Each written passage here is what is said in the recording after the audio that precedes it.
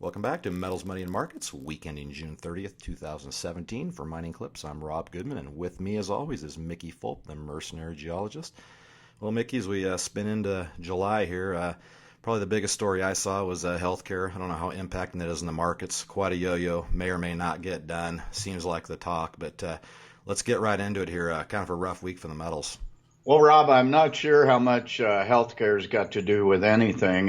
You noticed everybody left Congress today to go home and make patriotic speeches and shoot off fireworks and kiss babies. But healthcare is not going to get passed, in my opinion, very, very soon. It was a rough week for the precious metals, the U.S. dollar. Until today, rough week for the U.S. markets. Very positive, though, for industrial metals and energy. Gold is now at its 200-day moving average, basically because U.S. Treasury bonds yields went way up this week and central banks tightening monetary policies. Off today to 1241, minus over a percent for the week. Silver off 7 cents to close at 16.16. Platinum lost $6, closed at 9.22, and the big loser was Palladium, lost almost 2% to close at 8.40. This is directly correlated to lessening of Chinese auto demand. And meanwhile, copper, a nice little week. Yeah, on falling inventories, it went above its 200-day moving average.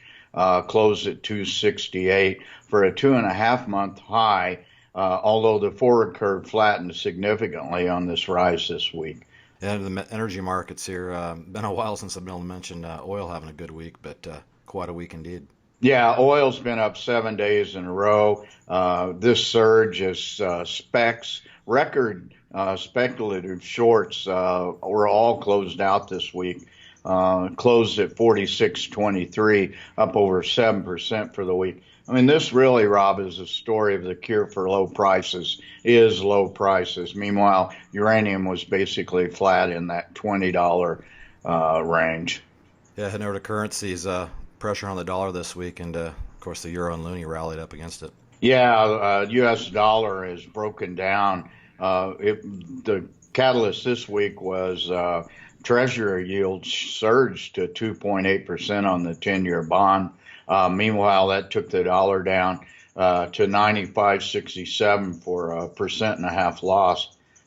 Meanwhile, euro and loonie both hit one-year highs. Euro at $1.14 for a rise of 2%, and the loonie closed at over 77 cents for a 2.3% rise.